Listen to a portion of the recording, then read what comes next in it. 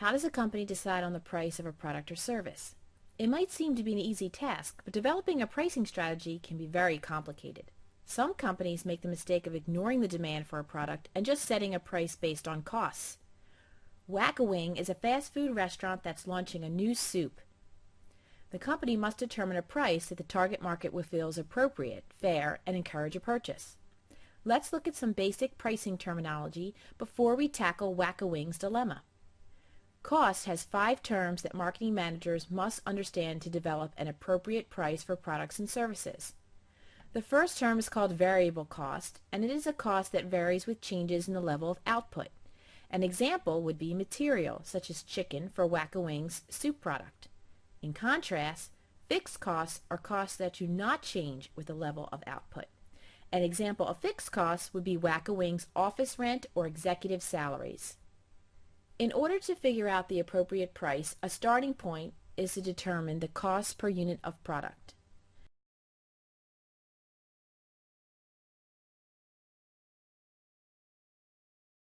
Whack-A-Wing has used markup pricing in the past to determine the retail costs of their menu items. It is determined by adding the costs from the producer with the amounts for profit and expenses. A bowl of chicken soup costs Whack-A-Wing about 75 cents and are going to be sold for $3 in their stores. This would mean that Whack-A-Wing is marking up their soup $2.25. The markup percentage would be $2.25 divided by 75 cents, which is 300%. This gives the fast food retailer room to discount the soup with sandwich purchases and even run specials.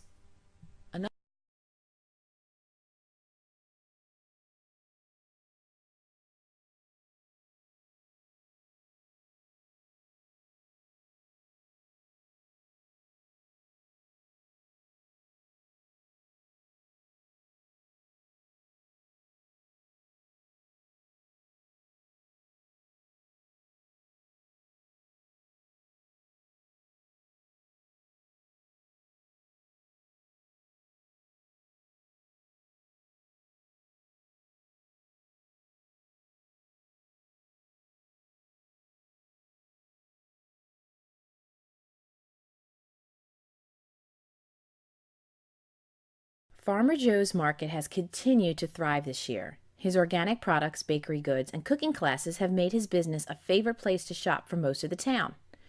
Farmer Joe's daughters, Apple and Peach, have created a new product that they are petitioning to get added to the product offerings for the market. The product is a genetically altered broccoli that makes the product taste like rich chocolate. It will be called Choco Brocco. The daughters know that this will be a huge success, as parents always have had difficulty getting their kids to eat veggies.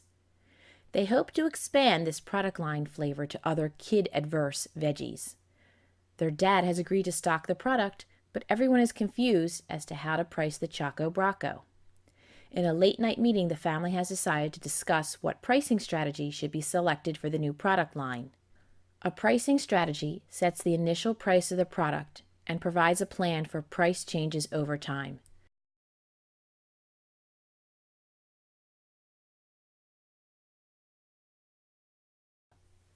When Apple and Peach start to think about what to price their Choco Brocco, they first think about how much it costs to make. Choco Brocco is costly to develop due to the genetic altering process involved. The daughters want to recoup their financial investment of $10,000 that was needed to fund the development of the chocolate-tasting broccoli. A price strategy that would allow for the daughters to get their investment back would be a price skimming model. This strategy consists of charging a high introductory price in tandem with heavy promotion, and later slowly dropping the price.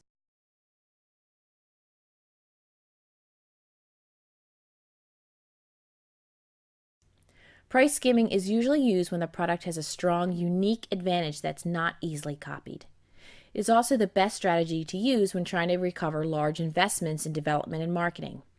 Both Apple and Peach feel that this policy might be the answer to their price dilemma, but are willing to continue researching the other pricing strategies to make sure they make the best decision possible. Penetration pricing is when a company charges a low price for their product initially in order to reach the largest amount of their target market.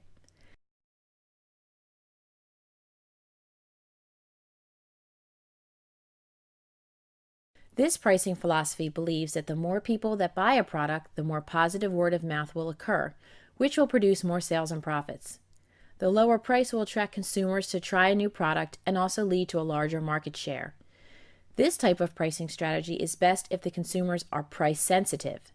Penetration pricing does discourage new competitors because they cannot match production with a lower price.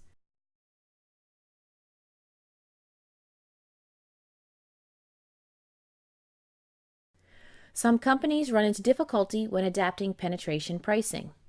A low price can produce a huge demand for the product, and a company must be able to provide the volume demanded. If a shortage occurs, then the company will have disgruntled customers who are unable to get a hold of the product. The last issue with using a penetration pricing model is that if it is used by a prestigious brand, it can cause loss in brand equity.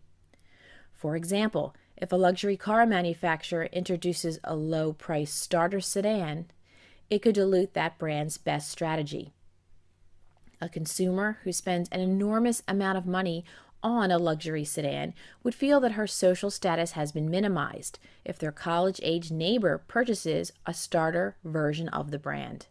Apple and Peach will not offer penetration pricing as they would not be able to make enough profit to recoup their $10,000 investment.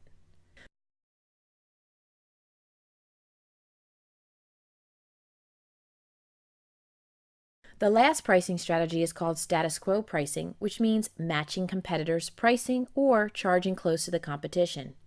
Many clothing companies follow this type of pricing by sending out researchers to see what their competitors are charging for similar products. Airlines like to use status quo pricing as well to keep consumers. Apple and Peach have noticed that bunches of regular broccoli sell for $3 each in stores. However, both Apple and Peach have disregarded status quo pricing since they do not have any real competitors yet. The product is new and unique, so they do not need to